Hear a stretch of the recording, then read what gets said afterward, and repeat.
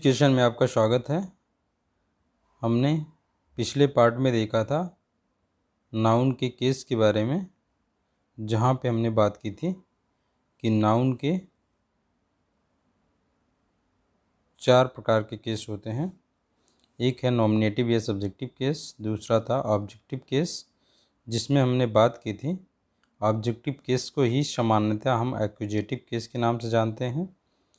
और यदि किसी भी ट्रांजिटिव वर्ब का एक से अधिक ऑब्जेक्ट आ जाता है तो उसमें से जो लिविंग ऑब्जेक्ट होता है उसे हम इनडायरेक्ट ऑब्जेक्ट कहते हैं और उसे उस समय हम डेटिव केस कहते हैं, यानी उस नाउन को हम डेटिव केस में मानते हैं। और दूसरा वाला जो ऑब्जेक्ट होता है वो होता है नॉन लिविंग ऑब्जेक्ट, जिसे हम डायरेक्ट ऑब्जेक्ट कहते हैं। और उसी को हम कहेंगे कि वो किस केस में, वो एक्यूजेटिव केस में उसको कहते हैं। अगर एक ही ऑब्जेक्टिव केस में जो नाउन आया हुआ है, यानी वर्ब के बाद एक ही ऑब्जेक्ट आया हुआ है, तो चाहे लिविंग हो चाहे नॉन लिविंग हो, हम उसे एक्यूजेटिव केस के नाम से ही जानते हैं। उसके बाद हमने पढ़ा था एक्यूजेटिव केस, वोकेटिव केस पढ़ा था। वोकेटिव केस में हमने देखा था कि ये सब्जेक्ट वाले सेंटेंस के सब्जेक्ट वाले हिस्से में आ सकता है या प्रेडिकेट वाले हिस्से में भी आ जाता है हमारा वोकेटिव केस। फिर हमने देखा था पॉजेसिव या जेनेटिव जैसे केस कहते हैं। ये भी हमारा सब्जेक्ट वाले पार्ट में आ सकता है या प्रेडिकेट वाले पार्ट में भी ये स्ट्रक्चर बन सकता है, जहाँ पे हमने ये चीज़ें देखी थी। एग्जाम्पल के माध्यम से हमने ये सारी चीज़ें देखी थी। आज हम थोड़ी सी बात करेंगे नाउन के बारे में। एक चीज़ और हमें जानना ज़रूरी है, वो है जेंडर। जेंडर मतलब हिंदी में कहें तो लिंग।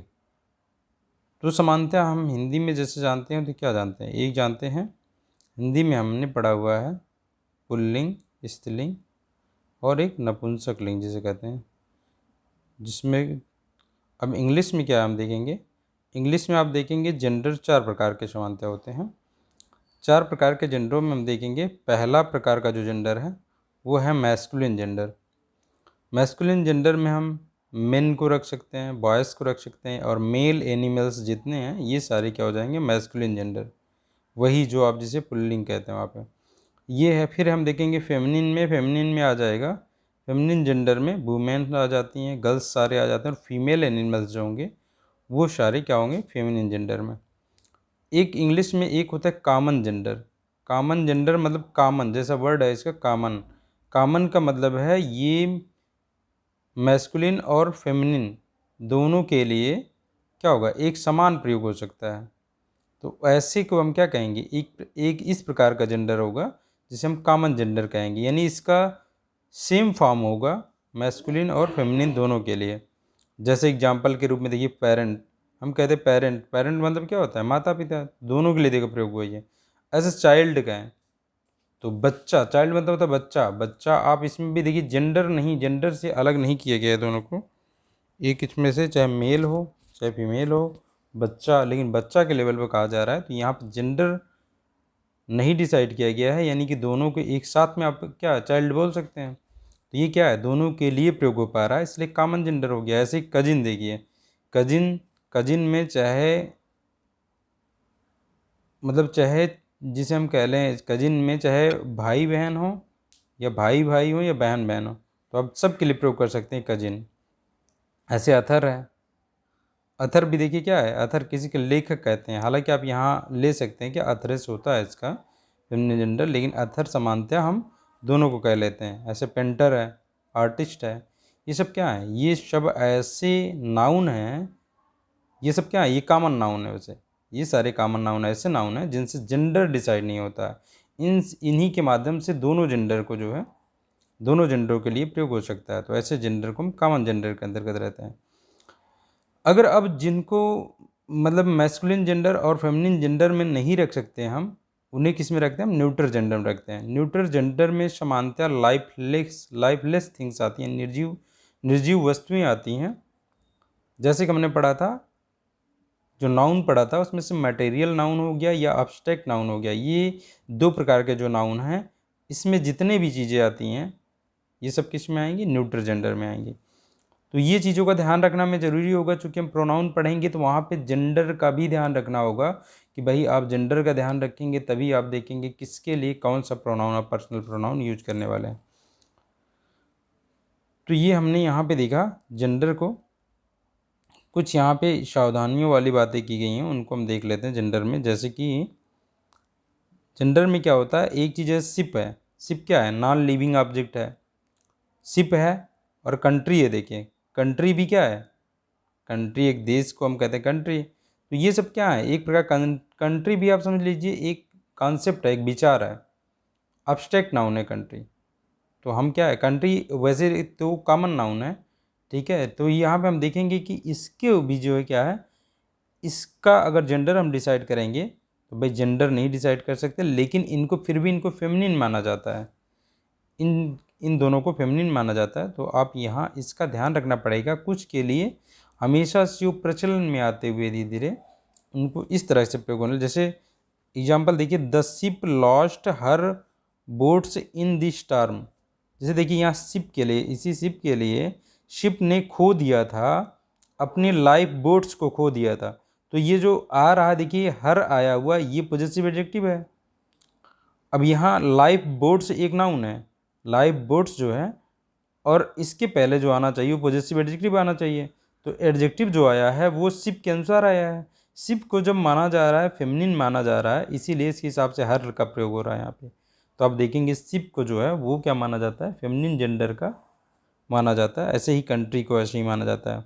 इंडिया हैज़ हर, देखिए इंडिया जैसे कंट्री में देखिए इंडिया, इंडिया को क्या माना जा रहा है, फेमिनिन माना जा रहा है, इसलिए इसके लिए India has her glorious reputation. देख रहे हो, रेपुटेशन पे पोजीशन दर्शाने के लिए इंडिया के लिए हर का प्रयोग किया गया है।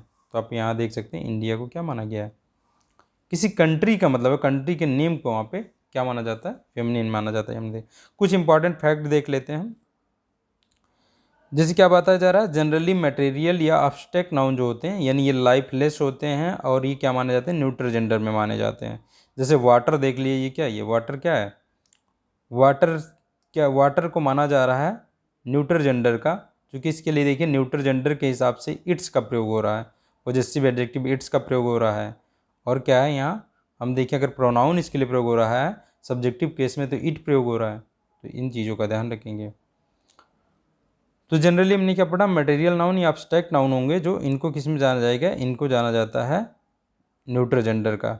ऐसे वर्चू है, वर्चू मतलब good, virtue, virtue is it's on, virtue has होना चाहिए, virtue is it's on reward, virtue has its on reward होना चाहिए यहाँ पे। ये इज की जगह आप हैज़ का प्रयोग कर सकते हैं। Virtue has its on reward, यानी वर्चू का अपना खुद का क्या है, खुद एक पुरस्कार है।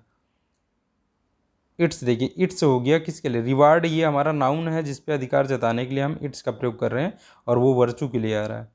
तो यहाँ आप देखिए हम न्यूट्रल जेंडर की तरह इस प्रयोग किया जा रहा है।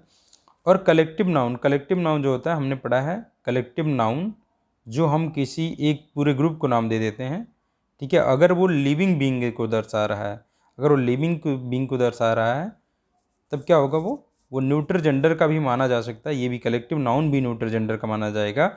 जब हमने कहा था जब इसे सिंगुलर आप मानेंगे, जब इसे सिंगुलर मान के चलेंगे तो इसके लिए जो प्रोनाउन ले आएंगे आप वो क्या लाएंगे, सिंगुलर के हिसाब से लाएंगे और वो भी न्यूट्रल जेंडर का लाएंगे। देखिए ज्यूरी को देखिए, ज्यूरी गेव इट्स वर्डिक्ट, इसने क्या दिया, ज्यूरी ने अपना वर्डिक्ट दिया था, ये हम बात कर रहे हैं। तो आप यहाँ देख सकते हैं ये कुछ सावधानी में रखनी होगी। जैसे द फ्लॉक, फ्लॉक भी क्या है, कलेक्टिव नाउन है।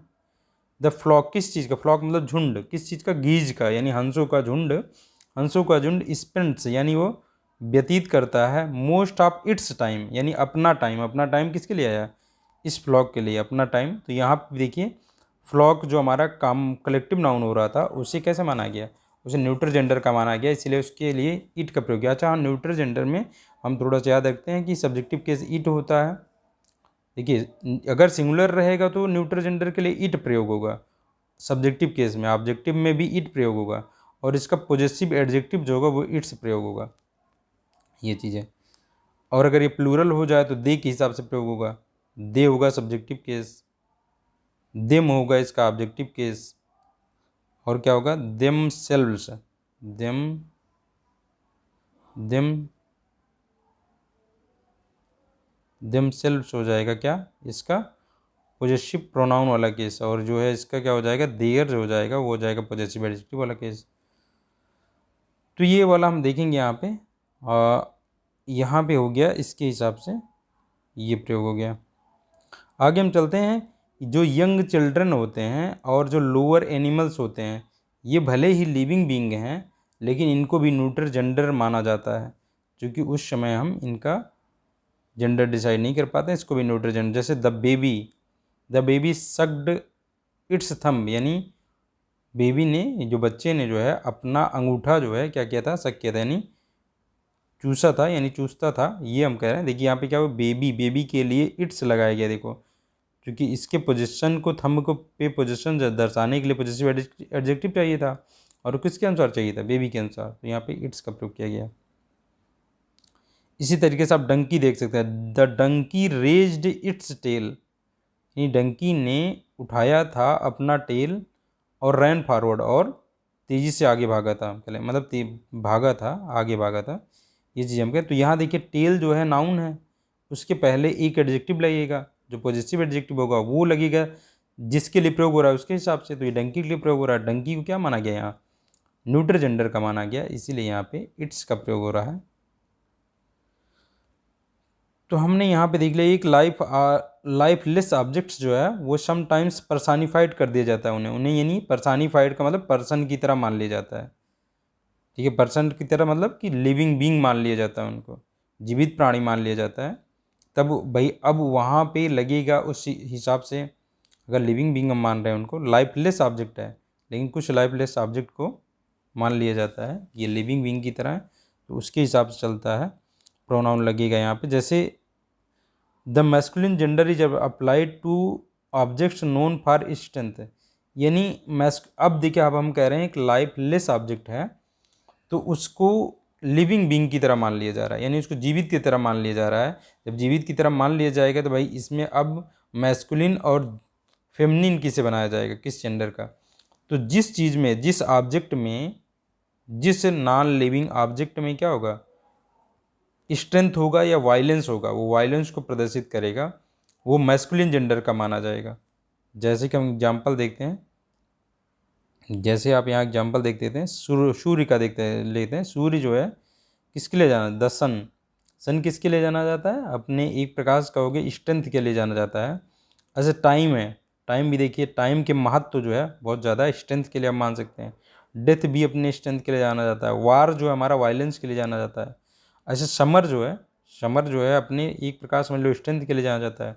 विंटर भी स्ट्रेंथ के लिए मान सकते हो, जाना जाता है। इसलिए इन सबको क्या मैस्कुलिन जेंडर का मानते हैं, और मैस्कुलिन जेंडर में चूंकि अगर सिंगुलर रहेंगे तो ही के हिसाब से चलेगा, प्लूरल रहेंगे दे चलेगा। जैसे the sun sends his beams, देखिए सन के लिए क्या लग रहा है, हिज लग रहा है, इसको मैस्कुलिन जेंडर का माना गया है। The sun sends his beams on the rich and poor alike, यानी जो सूर्य है वो अपनी बीम्स यानी किरणों को अमीरों और गरीबों पे एक समान भेजता है, हम ये बात कर रहे हैं।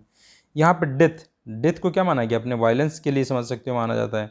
डेथ लेस यानी डेथ रखता है अपने हाइसी हैंड, देखिए डेथ के लिए हिज का प्रयोग हुआ, अपने ठंडे हाथों को रखता है किंग्स पर भी, यानी ऐसा नहीं है कि केवल जो बहुत ज़्यादा शक्तिशाली उस पर अपने हाथ नहीं रखेगी डेथ, अपने ठंडे हाथों को वो क्या है राजाओं पर भी रखती है, कहने का मतलब है, इसका मतलब डेथ किसी में अंतर नहीं करती है। तो इस तरीके से आप देख सकते हैं डेथ को भी क्या माना गया, मैस्कुलिन जेंडर का माना गया। ऐसे ही कुछ लाइफलेस ऑब्जेक्ट जो हैं, कुछ लाइफलेस ऑब्जेक्ट जिनमें लाइफ नहीं होती है, उनको हम फेमिनिन मान लेते हैं जब उनके अंतर्गत क्या, किसकी बात कर रहे होते हैं, उनके अंदर अगर वो अपने अंदर क्या, किस चीज़ के लिए जाने जा रहे हैं, ब्यूटी के लिए जाने जा रहे हैं, या पीसफुलनेस के लिए यानी शांति के लिए जाने जा रहे हैं, या जेंटलनेस के लिए जाने जा रहे हैं, तब हम क्या करेंगे, ऐसे ऑब्जेक्ट्स को भी हम पर्सानिफाइड करेंगे, यानी जब उनको सजीव मानेंगे तो हम उनको फेमिनिन मान के चलेंगे। जैसे मून हो गया, मून अर्थ हो गया, स्प्रिंग हो गया, आटमन मतलब बसंत हो गई, ठीक है ना, ये आटमन हो गया, नेचर हो गया, ठीक है, और हो गया लिबर्टी हो गई, ट्रूथ हो गया, सच्चाई, जस्टिस, पीस, ये सारी चीज़ें क्या हैं, होप हो गई, मर्सी, चैरिटी, ये peace has her victory story है, peace has her victories no less than, no less renowned than war. तो यहाँ पे देखेंगे पीस के लिए हर का प्रयोग हुआ है। देखिए यहाँ हर विक्ट्रीज, यहाँ विक्ट्रीज हो गई यानी विजय, उसकी विजय की बात की जा रही है, तो पीस के लिए हर का प्रयोग हुआ है। यहाँ ऐसे स्प्रिंग के लिए हर का प्रयोग हुआ है, आप यहाँ देख सकते हैं। तो ये हमारा यहाँ सामान्य सा इसके बारे में हमें परिचय जानना था, जो हमने देख लिया। अब आगे हम बात करते हैं अपने प्रोनाउन की। हमें प्रोनाउन चैप्टर पढ़ना है, इसकी वहाँ ज़रूरत होती, इसलिए हमें इसे देखना जरूरी था। आगे चलते हैं हम प्रोनाउन में। अब हम प्रोनाउन को देख सकते हैं, क्योंकि प्रोनाउन के लिए कई चीज़ों के, नाउन के कई चीज़ों की आवश्यकता थी, जो हमें नाउन में पता होना अति आवश्यक था, जिनको हमने देख लिया है। अब हम प्रोनाउन के बारे में चर्चा करते हैं। प्रोनाउन एक ऐसा वर्ड है, क्योंकि हम किसकी बात कर रहे हैं, वर्ड की बात कर रहे हैं। हमने बात की थी कि हम वर्ड के अंतर्गत 8 प्रकार के वर्ड पढ़ रहे हैं, कि उनको क्या क्या नाम मिल रहा है और किस आधार पे, उनके किए गए कार्य के आधार पे। तो जहाँ पे हमने बात किया नाउन की, नाउन क्या था, किसी प्लेस, पर्सन या थिंग का नाम था। अब उन्हीं नाम को हम किसी का नाम न ले करके यदि उनके स्थान पे कोई दूसरा शब्द प्रयोग कर लें, तो उसे हम क्या कहते हैं, उसे हम प्रोनाउन कहते हैं। इसका मतलब यहाँ देखिए, प्रोनाउन मीन्स, यानी प्रोनाउन का मतलब होता है फॉर ए नाउन, यानी नाउन के लिए। तो इसकी डिफिनीशन यहीं से निकल आती है, a word that is used, एक ऐसा वर्ड जिसे यूज किया जाता है in place of a noun, noun के स्थान पर, इन ऑर्डर टू, यानी किस उद्देश्य से, in order to avoid its repetition. किसका रिपीटिशन, इट्स किसके लिए आया, देखिए यहाँ इट्स आया हमारा, किसके लिए यहाँ पे आया, इट्स हमारा आया है नाउन के लिए, कि नाउन की रिपीटिशन ना हो, उसको अवॉइड करने के लिए हम के उद्देश्य से एक शब्द जिसका नाउन की जगह पे उपयोग किया जाता है, नाउन के दोहराव को रोकने के लिए के उद्देश्य से, इसे हम क्या कहते हैं, प्रोनाउन कहते हैं। यानी प्रोनाउन एक ऐसा वर्ड है, और विशेष रूप से ये बात, अगर आप ये कहना चाहें कि भाई आप कह रहे हो नाउन को हम, जो नाउन की जगह जो है प्रोनाउन का उपयोग कर लेंगे, आखिर ऐसा हम क्यों कर रहे हैं, इसका कारण भी होना चाहिए। इसका कारण ये है कि हमें बार बार नाउन को दोहराना ना पड़े, नाउन की रिपीटिशन को रोकने के लिए ऐसा किया जाता है। यदि आप किसी के बारे में लगातार बात कर रहे हैं, तो आप कई सेंटेंस में बात करेंगे उसके लिए, कई क्लास बनाएंगे उसके लिए, तो आप हर बार एक ही बार, अगर आपने उस कहानी में जितनी बातचीत कर रहे हैं उसमें एक बार, आपको सिर्फ एक बार उस व्यक्ति या वस्तु या स्थान का नाम लेने की ज़रूरत है। अगली बार क्या होगा, अगली बार आपको उसके लिए प्रोनाउन का प्रयोग करना है, क्योंकि किसी भी नाउन का, अगर कोई भी बात कर रहे हैं, किसी भी नाउन का उस पूरी वार्ता के दौरान में एक बार प्रयोग होना चाहिए, उसके बाद उसकी जगह पे प्रोनाउन उपयोग किया जाता है, ताकि नाउन का रिपीटिशन न करना पड़े। तो ये हो गई हमारी डिफिनीशन की, एक ऐसा वर्ड जिसे नाउन के स्थान पर उपयोग किया जाता है, नाउन की रिपीटिशन को दोहराने से रोकने के उद्देश्य से, ऐसा वर्ड क्या कहलाता है, प्रोनाउन कहलाता है। तो हम प्रोनाउन का कॉन्सेप्ट समझ में आ गया कि भाई नाउन के रिपीटिशन को रोकना है। अभी ये एग्जांपल से देख लेते हैं, जैसे हमने 2 सेंटेंस पकड़े, देखिए एक सेंटेंस हमारा है हरी इज अब्सेंट। देखिए हरी क्या अनुपस्थित है, बिकॉज क्योंकि हरी इज इल, क्योंकि हरी क्या है, बीमार है। ये सेंटेंस हमारा इनकरेक्ट माना जाएगा। अच्छा देखिए, इस सेंटेंस की बात करें तो आप इस सेंटेंस देखेंगे ये 2 क्लॉज से बना हुआ है, और इस क्लॉज को जो है वो बिकॉज नाम का एक जो कंजंक्शन है, इससे जोड़ दिया गया है। तो हमने बात की थी कि जब एक ही सेंटेंस है, चूंकि हमने कहा था सेंटेंस हमारा कहाँ ख़त्म होता है, जहाँ फुल स्टॉप आ जाता है, बल्कि बीच में कामा आए उससे सेंटेंस नहीं होता है पूरा सेंटेंस हुआ। सेंटेंस पूरा होता है जहाँ पे एक फुल स्टॉप आ जाए। तो ये एक सेंटेंस है हमारा जिसमें 2 क्लॉज हैं, 2 क्लॉज हैं, चूँकि देख रहे हैं हम यहाँ पे 2 फाइनाइट वर्ब हम कह लें। फाइनाइट वर्ब ऐसी वर्ब हैं जो सब्जेक्ट के अनुसार चलती हैं। तो हमें ये चीज़ दिखाई दिया। तो इसमें हमने देखा 2 क्लास में अगर 2 क्लास आ रहे, 2 फाइनाइट वर्ब आ रही, तो उनके लिए सब्जेक्ट भी आएंगे। तो देखिए यहाँ भी सब्जेक्ट हरी है, यहाँ भी सब्जेक्ट हरी है। हमने अभी बात की, चाहे एक सेंटेंस हो, चाहे एक से अधिक सेंटेंस की बात की जा रही हो, अगर एक ही पर्सन, एक ही प्लेस या एक ही थिंग की बात की जा रही है, तो एक बार अगर उसके नाम का प्रयोग हो गया, अगली बार आप उसके लिए क्या करेंगे, आप प्रोनाउन का प्रयोग करेंगे, इसलिए ये सेंटेंस गलत है। देखिए यहाँ प्रयोग करते सकते हैं he is absent, Hari is absent, पहली बार नाम ले लिया। जैसे बिकॉज, अब ये ही इसकी जगह क्या प्रयोग करेंगे, ये सिंगुलर है, पहली बात क्या है, ये सिंगुलर है। दूसरा क्या है, मैस्कुलिन जेंडर है। और हमें जो चाहिए इसके लिए प्रोनाउन वो सब्जेक्ट के स्थान पे चाहिए। तो हमें 3 बातों की आवश्यकता पड़ी यहाँ जानने के लिए। एक तो हमें जो चाहिए वो सिंगुलर चाहिए। कैसा प्रोनाउन चाहिए, सिंगुलर चाहिए। दूसरा क्या चाहिए, एक तो हो गई ये, क्योंकि नाउन को हम 2 चीज़ों में दिखा सकते हैं, एक सिंगुलर एक प्लूरल। काउंटिंग के आधार पर हम इन्हें, मतलब जिसमें एक से ज़्यादा अगर व्यक्ति या वस्तु या स्थान है तो उसको हम प्लूरल कहते हैं। और अगर नाउन का ये क्या हो गया, ये सिंगुलर हो जाएगा। ठीक है, यहाँ पे 2 प्रकार का होता है, एक तो ये दिखाएंगे हम सिंगुलर या प्लूरल। दूसरा क्या होगा, जेंडर। जेंडर की बात करें, अभी हमने जेंडर की बात की, जेंडर की आवश्यकता यहाँ पड़ गई। जेंडर में अलग अलग जेंडर के लिए अलग प्रकार का प्रोनाउन होगा प्रयोग। तो हम अगर मैस्कुलिन जेंडर ले रहे हैं, मैस्कुलिन के लिए अलग लगेगा, मैस्कुलिन के लिए ही इस सिंगुलर में अलग जेंडर अलग प्रोनाउन प्रयोग होगा और प्लूरल में अलग प्रयोग होगा। तो वो भी हम देखेंगे, अभी अभी चार्ट से सारा देखते हैं किन चीज़ों की बात है, हम किन चीज़ों को ध्यान रखना पड़ रहा है। एक तो सिंगुलर है या प्लूरल, एक बात ये हो गई। दूसरी बात हो गई जेंडर, उसका क्या है, दूसरी बात हो गई जेंडर की। तीसरी बात क्या हो गई कि वो जो नाउन, जो जिस नाउन को हम हटाने वाले हैं वो नाउन किस स्थान पे था। जैसे देखिए यहाँ इस वाले क्लास में ये वाला कहाँ था, सब्जेक्ट के स्थान पे था। तो स्थान हो गया इंपॉर्टेंट भाई, सब्जेक्टिव केस वाला नाउन हटा रहे हो आप या ऑब्जेक्टिव केस वाला, जहाँ वाला हटा रहे हो आप उसी के अनुसार प्रोनाउन भी लगेगा। तो 3 बातें इंपॉर्टेंट हो गई यहाँ जानने के लिए कि भाई अगर किसी भी नाउन को हटा करके आप उसकी जगह पे एक वर्ड लगाने जा रहे हो तो वो प्रोनाउन जो होगा उसका केस अलग होगा, सब चीज़ें अलग होंगी। अगर आप वो सब्जेक्टिव केस से हटा रहे हो तो सब्जेक्टिव केस का प्रोनाउन अलग है, ऑब्जेक्टिव केस से हटा रहे हो ऑब्जेक्टिव का अलग है। ये तो हो गई केस की बात, एक केस का ध्यान रखेंगे, दूसरा जेंडर का ध्यान रखेंगे, और तीसरा क्या ध्यान रखेंगे, सिंगुलर या प्लूरल का। तो 3 बातों की ध्यान रखनी होगी हमें, और इस चीज़ को हम देखेंगे अभी चार्ट में। अब हम अगर बात कर लें यहाँ से, अब आगे चलेंगे, चार्ट जो देखेंगे वो कौन सा प्रोनाउन है, वो सारे प्रोनाउन कहलाते हैं पर्सनल प्रोनाउन। जो वो चार्ट है पूरा हम बनाएंगे उसमें देखेंगे ये चीज़ों को, वो है पर्सनल प्रोनाउन का चार्ट पूरा। पर्सनल प्रोनाउन की बात हो रही है यहाँ पे। अभी हम अगर पहले काइंड्स ऑफ प्रोनाउन की बात कर लें, प्रोनाउन जो होते हैं वो 10 प्रकार के होते हैं। क्या है, प्रोनाउन 10 प्रकार के हैं। इन प्रोनाउन को हम देखेंगे, एक एक प्रोनाउन के बारे में डिटेल में चर्चा कर लेंगे। तो देखिए हम पहला प्रोनाउन हमारा है क्या है, वो है पर्सनल प्रोनाउन। Personal pronoun. दूसरा प्रोनाउन है पोजेसिव प्रोनाउन। तीसरा है रिफ्लेक्सिव। चौथा है इम्फैटिक या इम्फेसाइजिंग प्रोनाउन।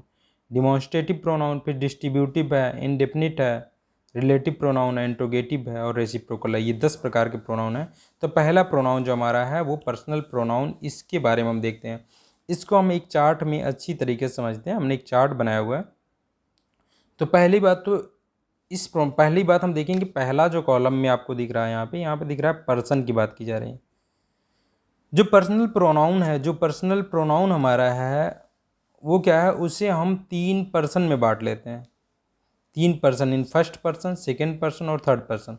अच्छा, ये पर्सन की बात क्यों की जा रही है यहाँ पे, दरअसल प्रोनाउन का मतलब है कि यहाँ पर्सन की बात इस तरीके से आप समझ सकते हैं कि भाई जो बात होगी, दरअसल ये बात होने चल रही है। अगर मान लो कि हम बैठे हैं यहाँ पे, एक व्यक्ति इधर मैं बैठा हूँ, एक व्यक्ति सामने कोई हमारे और बैठा हुआ है, तो मैं बात करूँगा और इससे बात करूँगा। हो सकता है मैं अपने बारे में कुछ उससे उसे उसे बताऊँ या उसके बारे में कुछ उससे बोलूँ, या हो सकता है वो मेरे बारे में कुछ बोले। तो इसी के आधार पे पर्सन का डिसाइड होता है। हो सकता है हम दोनों मिल करके किसी तीसरे बग के बारे में बात कर रहे हों। तो इस तरीके से 3 प्रकार के पर्सन हो जाते हैं। पहला पर्सन कौन है, जैसे मैं ले लूँ, अभी मैं खुद बात कर रहा हूँ तो मैं अपने आप को क्या मानूंगा, मैं अपने आप को फर्स्ट पर्सन का प्रोनाउन मानूंगा। अगर एक लोग है तो वो मैं करके बोलेगा, मैं ये करता हूँ, मैं तुम्हें ये कहता हूँ, ये इस टाइप का बोलेगा। लेकिन अगर कई लोग हैं, कई लोग मिल करके एक साथ बोल रहे हैं तो उसे क्या कहेंगे, हम कहेंगे। भाई वो सब लोग मिल करके क्या बोलेंगे, हम। अगर उनको मान रहे हो, एक तरफ का वो हो गए, एक तरफ मान लो 2 टीम, आप मान लो एक टीम इधर बैठी है, एक टीम उधर बैठी है, ये दोनों टीमों के बीच में डिस्कशन चल रहा है।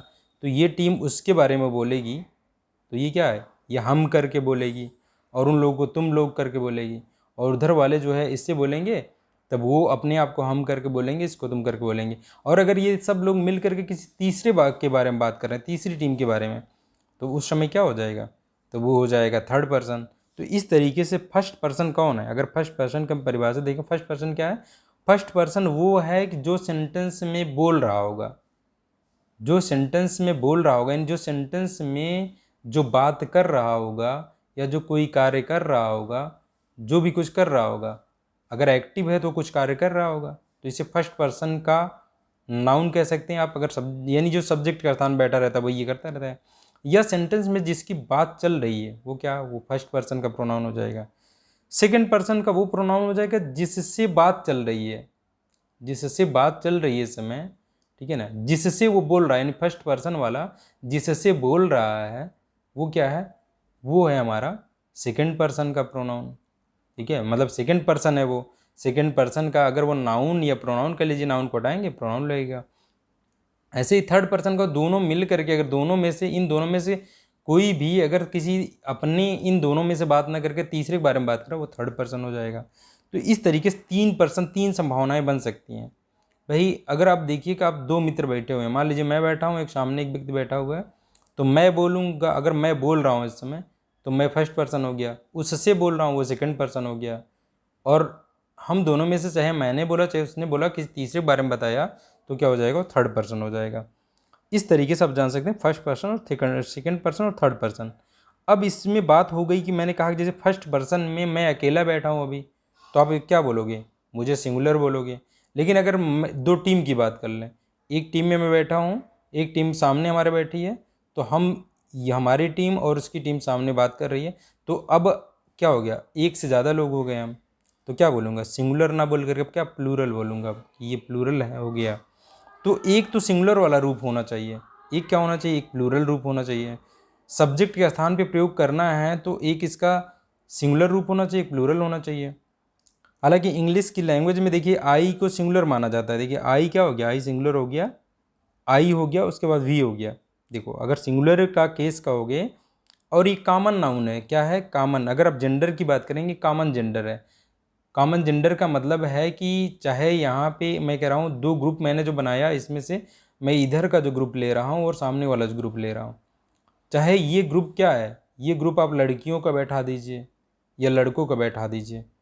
अगर ये क्या, अगर कोई आई कह रहा है, मैं कह रहा है, अगर कोई लड़की अपने लिए मैं का प्रयोग करती है शब्द, तब वो लड़की भी मैं ही प्रयोग कर सकती है, यानी आई ही प्रयोग कर सकती है, और लड़का भी आई ही प्रयोग कर सकता है। अगर लड़कियों का एक ग्रुप है, वो अपने लिए हम का प्रयोग करेंगे, हम करके बोलेंगे, तो हम यानी वी का प्रयोग कर सकते हैं वो। तो यहाँ पे ये दोनों जेंडर जो हैं, देखिए ये दोनों जेंडर कॉमन जेंडर है, लड़का भी वही प्रयोग कर रहा है, लड़की भी वही प्रयोग कर रही है, तो कैसा जेंडर हो गया ये कॉमन जेंडर। ऐसी ही की बात किए थे हम कि कॉमन जेंडर वो होता है जो फेमिनिन के लिए और मैस्कुलिन के लिए एक ही प्रयोग हो, दोनों के लिए समान चीज़ प्रयोग हो, तो क्या हो जाएगा, ये कॉमन जेंडर हो जाएगा। तो इस तरीके से ये इसका जेंडर क्या हो गया, सिंगुलर वाले का जेंडर कॉमन, प्लूरल वाले का जेंडर कॉमन हो गया। तो सब्जेक्टिव केस में आई और वी लगेगा, सिंगुलर के लिए आई, प्लूरल के लिए वी। लेकिन अगर आप इसी के लिए ऑब्जेक्टिव केस में अगर प्रयोग करते हैं, हमने नाउन की बात की थी कि ऑब्जेक्ट कब होगा, जब ट्रांजिटिव वर्ब होगा एक, उसके बाद एक ऑब्जेक्ट आएगा। अगर ऑब्जेक्ट की जगह पे स्थित नाउन को अगर आप हटा रहे हैं, तो वहाँ पे आई का ऑब्जेक्टिव केस आप क्या लगाएंगे, मी लगाएंगे, ये वाला। जब कोई सिंगुलर नाउन को हटा रहे हैं आप, वहाँ पे कोई सिंगुलर नाउन बैठा हुआ है और वो क्या है, वो ऑब्जेक्टिव जगह पे बैठा हुआ है, तो आप क्या लगाएंगे उसके लिए लगाएंगे मी। और अगर कोई प्लूरल बैठा हुआ है, कई लोग बैठे हुए हैं, मतलब कई लोग नाम है, जैसे बॉयस हो गया उधर, और ये बॉयस इधर बात कर रहे हैं, इनको हटाएंगे आप ऑब्जेक्टिव केस से, तो वी के हिसाब से अस लगाएंगे।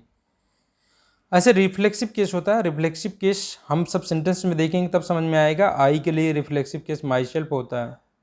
ऐसे ही इसका जो हम कह लें पॉजेसिव जो होता है, पॉजेसिव केस जो होता है, पॉजेसिव केस का प्रोनाउन माइन होता है, और एडजेक्टिव जो हो जाता है, एडजेक्टिव इसका हो जाता है माई हो जाता है। ऐसे ही आप देखेंगे सेकंड पर्सन मैंने कहा कि भाई वो सामने वाला जो है, वो सामने वाला कुछ बोलेगा, वो क्या है, सामने वाले के लिए कुछ बोल रहा हूँ, मैं ही सामने वाले के लिए कुछ बोल रहा हूँ, तब वो यू होगा। मैं उसे तुम करके बोलूँगा, आप करके बोलूँगा, तो सेकंड पर्सन हो गया। मैंने क्या कहा, फर्स्ट पर्सन वो है जो सेंटेंस में कार्य कर रहा है, या सेकंड में जो बोल रहा है, वो क्या है, वो फर्स्ट पर्सन है। और वही व्यक्ति जिससे बोल रहा है, जिससे बोल रहा है हम कह रहे हैं, वो क्या है, या जिससे बोल रहा है वो क्या हो गया, वो सेकंड पर्सन हो गया। और जिसके बारे में बोल रहा है, मतलब कुल मिला करके आपको मेरी तरफ से ही देखना है। अगर आप मेरी तरफ से देख रहे हो तो मैं बोल रहा हूँ, मैं फर्स्ट पर्सन हो गया। जिससे बोल रहा हूँ वो सेकंड पर्सन हो गया, जिसके बारे में बोल रहा हूँ यानी जिससे बोल रहा हूँ उसके बारे में ना बोलकर किसी और के बारे में मैं ही बोल रहा हूँ तो ये थर्ड पर्सन हो गया। तो मैं बोलूँगा तो कैसे बोलूँगा, अगर मैं अकेले हूँ मैं बोलूँगा मैं उसे जानता हूँ, तो अपने लिए मैं प्रयोग किया मैंने, तो आई का प्रयोग होगा। ऐसे मैं दो लोग हूँ तो दोनों लोग अगर बोलें तो बोलेंगे हम उसे जानते हैं, तो वी हो जाएगा सब्जेक्टिव केस। ऐसे ही आप देखेंगे अगर मैं सामने वाले के बारे में बोला मैं तुम्हें जानता हूँ, तो उसके लिए क्या लगाया मैंने, यू लगाया। तो इस तरीके से आप देख सकते हैं यू होगा, यू का ऑब्जेक्टिव केस भी यू होगा। और यहाँ पे देखें पॉजेसिव एडजेक्टिव जो है योर होगा, इसका रिफ्लेक्सिव केस ये होगा। ऐसे आप थर्ड पर्सन में आ जाइए। थर्ड पर्सन में अब बात करेंगे, थर्ड पर्सन में कई लोग हो सकते हैं। मान लो मैं बात कर रहा हूँ मैंने कहा मैं हूँ, सामने एक व्यक्ति है, इससे कहानी बता रहा हूँ, लेकिन कहानी तीसरे के बारे में बता रहा हूँ। तीसरा वाला जो व्यक्ति हो सकता है वो क्या क्या हो सकता है, वो कोई अकेला व्यक्ति होता है जिसके बारे में मैं बता सकता हूँ। अगर अकेला व्यक्ति है वो सिंगुलर हो गया।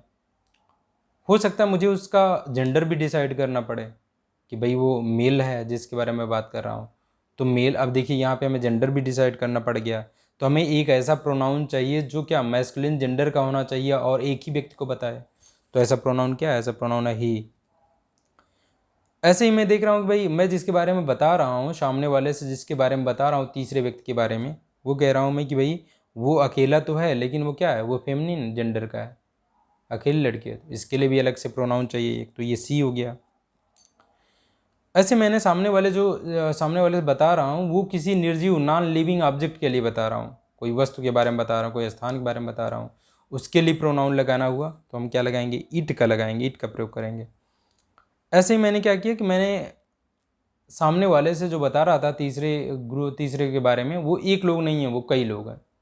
अब चाहे वो लड़के हों, चाहे लड़कियां हों, चाहे वस्तुएं हों, लेकिन एक से ज़्यादा मात्रा में, अगर एक से ज़्यादा मात्रा में है तो सभी के लिए क्या लगाऊंगा, दे का प्रयोग होगा।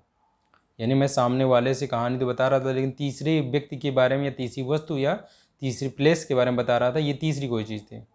अगर ये संख्या में अकेली हैं तो जेंडर तब देखेंगे, जेंडर अगर जेंडर उसका मैस्कुलिन है तो ही का प्रयोग करेंगे सब्जेक्टिव केस में, अगर वो फेमिनिन है तो सी का प्रयोग करूँगा, और अगर वो हम कह लेंगे नॉन लिविंग ऑब्जेक्ट है तो उसके लिए इट का प्रयोग करेंगे। और अगर वो प्लूरल हो गया यानी एक से ज़्यादा लोग हैं, एक से ज़्यादा वस्तुएं हैं, एक से ज़्यादा व्यक्ति हैं, तो हम क्या करेंगे, या एक से ज़्यादा स्थानों के बारे में बात कर रहा हूँ तो क्या उसके लिए दे का प्रयोग करूँगा। और इसके आप ऑब्जेक्टिव केस देख सकते हैं।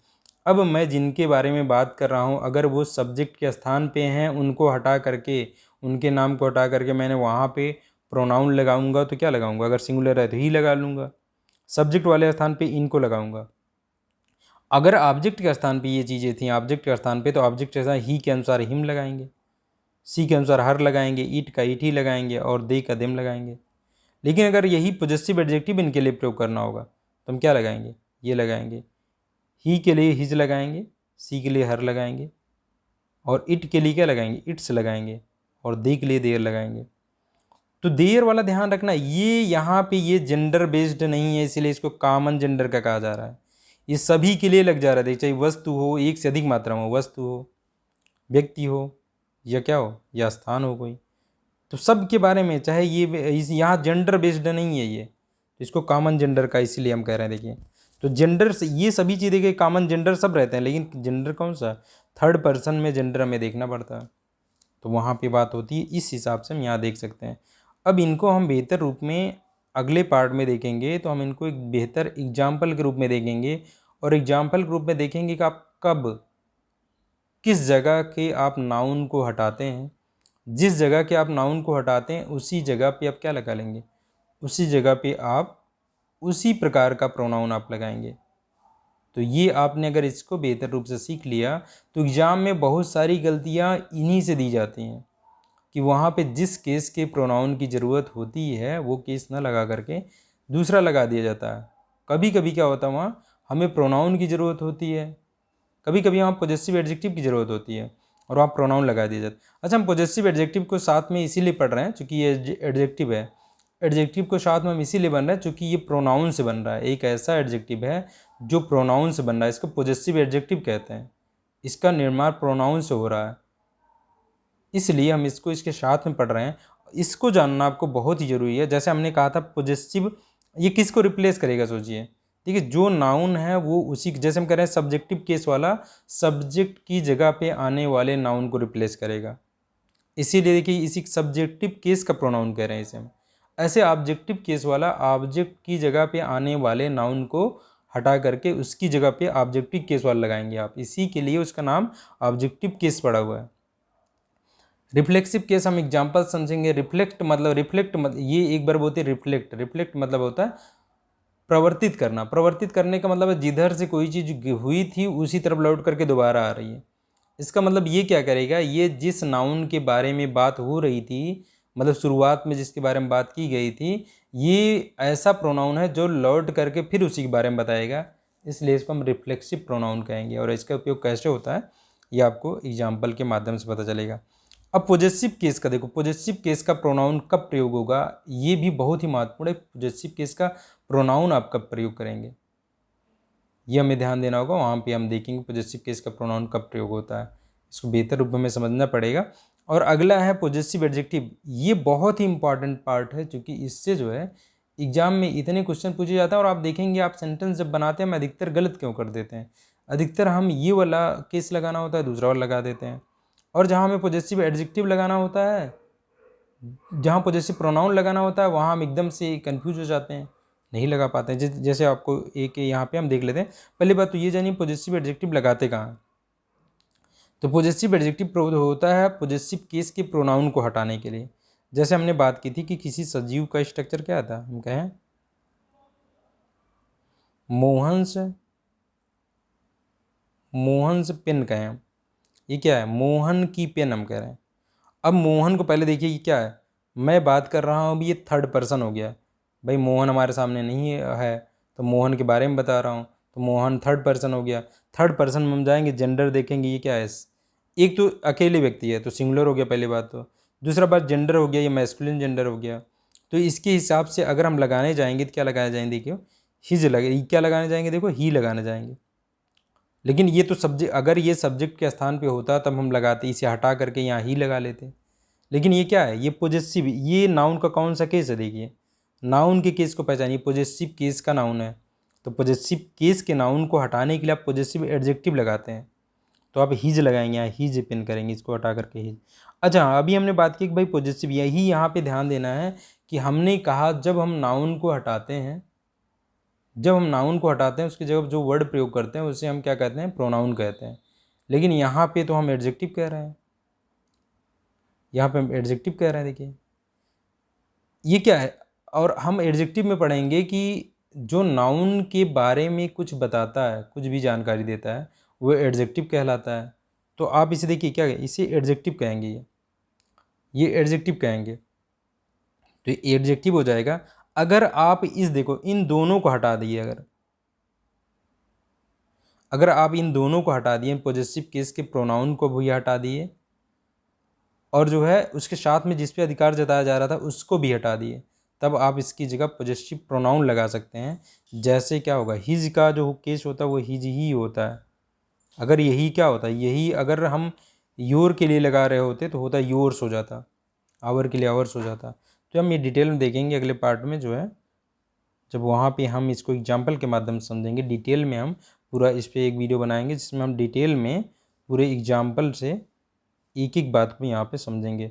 यहाँ पे हमने अभी आपको बताई, जैसे देखिए यहाँ पे कि द पर्सन, ये पर्सन स्पीकिंग, यानी वाक्य में जो बोल रहा होगा पर्सन, वो फर्स्ट पर्सन का कहलाता है। वो क्या होता है, personal pronoun of first person हो जाता है। एग्जाम्पल देखिए, आई एम अ स्टूडेंट, कौन बोल रहा है, देखो आई ये बोला जा रहा है।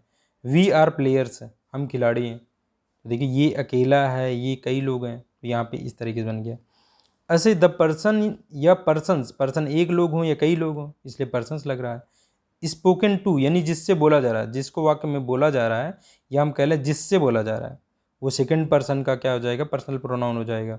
जैसे यहाँ हम कह रहे हैं you are very important to me, यानी तुम या आप मेरे लिए बहुत इंपॉर्टेंट हो, तो मैं सामने वाले से बोल रहा हूँ उसे तुम या आप, उसे तो कहूँगा, तो ये हो गया सेकंड पर्सन।